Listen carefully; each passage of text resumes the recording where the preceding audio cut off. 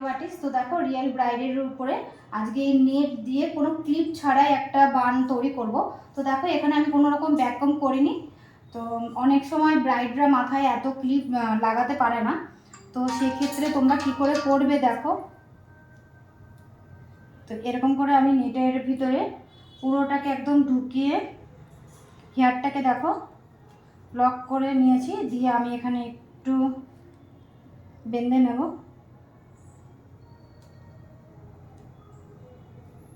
তো আমার আঙুলটা একটু কেটে গেছে, যার জন্য একটু প্রবলেম হচ্ছে।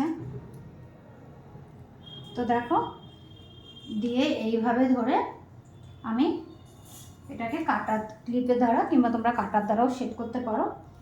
তো দেখো ব্রাইডের মাথায় কিন্তু আমি একটাও ক্লিপ ছাড়াই সুন্দর একটা বান তৈরি করেছি, যাতে ব্রাইডের মাথাটা একদম হালকা থাকে, তাতে তার কোনো প্রবলেম হবে না।